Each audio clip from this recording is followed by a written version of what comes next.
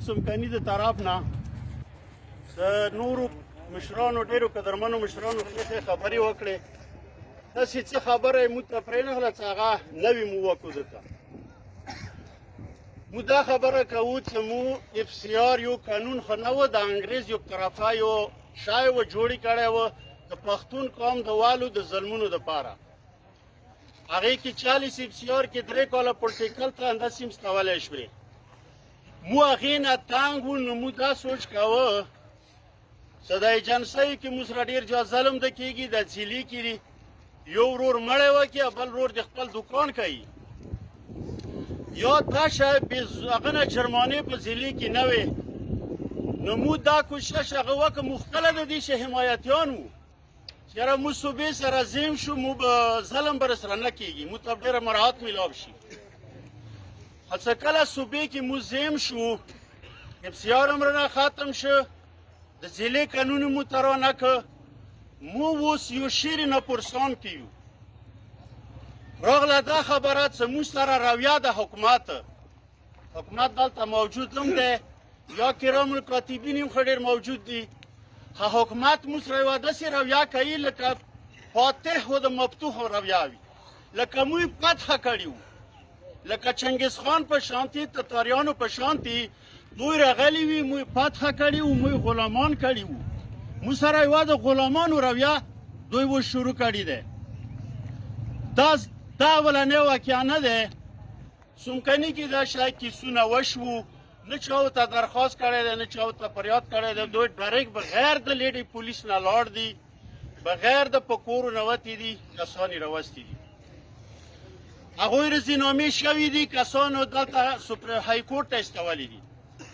زموږ د خبرې مقصد دا دی د قوم سمکني د طرفه مو بیل کېدو، خو نن شکر دی راغونډ شوی چې دا کومه پیښه شوې ده، دا کومه پیښه شوې ده، کومه بېزتي د پښتون قوم شوې ده، د پښتنو یې په لاس شوې ده. د دې سمکني قوم د طرف نه چې څومره مذمت وکړو هغه کام دی. وی بالکل مذمت کوو. مو دې ته یو شرمېدلی کار یایو، دې ته مو یو غیر انساني کار یایو، غیر انساني رویه ده. د اسلام خو ډېره ورې خبره ده، انسانیت نه بهر رویه ده. داسې کار انډیا والا کشمیریانو سره نه کوي، داسې کار اسرائیل فلسطینیانو سره نه کوي، داسې روسیانو افغانستان کې نه دي کړي. د دې کار بالکل مو مذمت کوو. چې کومه خبره د کوم پولیس والا لاړ دي، د هغوی بالکل سسپینډ نه، چې هغوی جیل ته لاړ شي، هغوی ته د یوه سخته سزا ورکړی شي. چې چا آرډر ورکړی دی، هغوی د پکار د جیل ته لاړ شي. موږ دا خبره کوو چې د پښتون قوم دیواله پورې لګول، حکومت ته مو مشوره ورکوو چې دیواله پورې مو مه لګوه. صوبې کې زه زیم شوی یم، ما ته حقوق زیم شوی یم، خو په مشورې نه، په مشورې زه نه یم زیم شوی. کنې د مو خولې شته، مو خبرې کولې. موږ داسې زیم کړي لکه کونډه ښځه زړو جامو کې کوي نه وي. مو مشوره مو سره نه ده شوې. اوس هغوی ته خپلې تابې مو سره ایم اف سی واټ خبرې شوي دي، مو سره ډېر مراعات وعدې شوي دي، مو سره د ځیلې د قانون خبرې شوي دي. نه هغه ایم اف سی واټ خبره مو سره یوه روپۍ شته، نه د مو بل څه د ترقیاتي خبرې څه غم شته، نه د تعلیم غم شته، نه د صحت غم شته. د دوی اوس د پرمټونو سیسټم ختم شوی دی. دوی اوس موږ کې دغو خبرو کې پیسې لټوي. د خدای خاطر وکړي، د مو خلک غریب دي، د مو خلک تباه و برباد دي، عرب هم تباه شوې، د مو خلک د لوږو نه مړه شو، د خپلو علاجو روپیو سره نشته. نو حکومت ته دا اپیل کوو چې د مو دغو مسلو کې پیسې مه لټوي. راغله دا خبره چې د پښتونو دیوالو پورې لګول پیدا نه کوي. تاسې طبخه معلومه وي، بنو کې د انګریزانو وخت کې یوه کیسه وشوه. د انګریزانو وخت کې یوه هنده وه مسلمانه شوه. هنده وي نامه هندواله نامه اخر نه رسي، خو اسلام بیبي نامه یې ورته کېښله.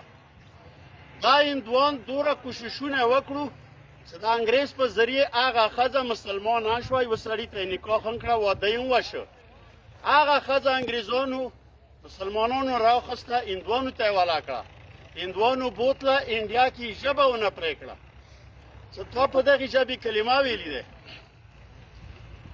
یې په یو کلی دی کجورې سره حاجي میرزلي خان نامه وه یو ملا و ما هغه راوچت شه 1,000 شهیدان انګریزانو سره په هغې خبرې هغه وکړو دا خبره هغې نه ډېره زیاته دی چې د کومه د خور د مو د خور بېزتي کړې دی د قبر نه یې راوړې دی د سپتالو کې ځوانه جکه ښځه مړی ګرځولی دی یخی دی نه دلته ډي ان اې ټېسټ شته نه دلته پوسټ مارټم شته مولوي صاحب تاسو ته خبره وکړه چې د ډي ان اې ټېسټ څه مطلب دی ډېره د شرم خبره دی ډي ان اې ټېسټ څنګه کېږي ډېره د شرم خبره دی مو دا خبره د تکو قوم څمکني د طرفه چې د دغه سني قوم د دغه شپږو قومو یا د آفر کوروم د ساجد توري چې کوم وپت راغلی دی د آفر کوروم د شګانو ورونو مو د هغوی شکریه ده کوو د مو دا شی خبرې که مذهبي لږ ډېر اختلافات یا په خپل ځای دی خو دا شی خبرې مو د پښتون قوم یو اواز دی یو هم لښکر دی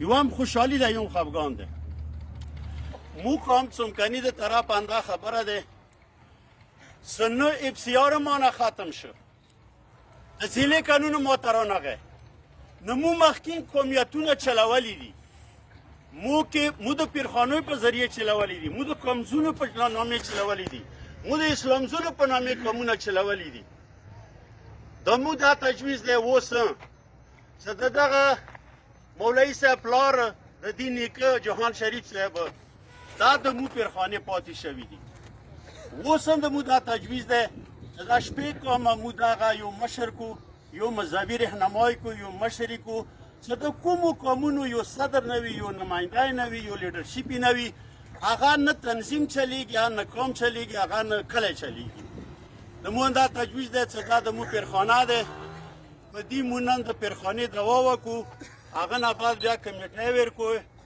و کمیټه بیا الټیمیټم ورکوی دې ته الټیمیټم ورکا چې دا متعلقه کسان جیل ته واچوه چې کوم څوک د جیل ته بودلی لري دا خلاص که د غیر قانوني مزید به مو سره خبرې کوو مو که دوی سره زیم شوي یو مو په څه خبرو زیر شوي یو سرتاج عزیز خبره یې ورور وکړه سرتاج عزیز یوه کمیټې پاکستان ګورنمنټ جوړه کړې وه هغې کې نکتې دي مشرف یو بیل پاس کړی د غیرت په نامې 50 کاله جیل په هغې به مو خبرې کوو سره خو مو 50 نه 10 کالو پورې ټکسونو نه داسې ظلمونو نه لکه دا اوس دوی شروع کړي دي دیو نه مو مستثنا یو دا پوره په مو 10 کالو پورې نه دی لاګو څه کله د مو 10 کاله دوی سره پوره شي که دوی مو سره ښېګڼه کوله مو به سره ښېګڼه کوو که نه مو مطلب دا قوم څمکنی دغو کورمیوالو سره بېله سونیګرانو ته نه ایدم دغو کورمیوالو سره څه قسم جلوس که جلوس ته تیار یو که روډ باندې روډ ته تیار یو که اسلام آباد ته اسلام آباد ته تیار یو که بله هغه کې نور د وسلو کیسه اوس ختم دی وسلوي جنګونه نشته اوس د مظاهرو جنګ دی اوس د درنو جنګ دی اوس د بایکاټونو جنګ دی بل بیګا وزیرستانونو د پولیو اعلان وکړ 50 ورځې درنو ته ناستو چا غوږه مو ته نه چاو هغوی اعلان وکړه چې موږ پولیو نه چاو هغه سبا نه بیا هغه روانه شي شمالي وزیرستان او پسې به هم روانه شي د 100 کورونو مطالبې د دې ومنلې نو اوس به داسې هتیار مو استعمالوو چې هغې ته حکومت ته زور رسېږي د حکومت هغه کېږي د قوم څمکنی به انشاءالله د قوم څمکني زه هغه دا نمایندګۍ سره درته یایم چې تاسې سني قوم څه قسم فیصله وکړه موږ شانه به شانه د تاسې نه به مسجي ورور په شانتې تاسې نه به مو سر کې انشاءالله ځو او نوره وسلام دغه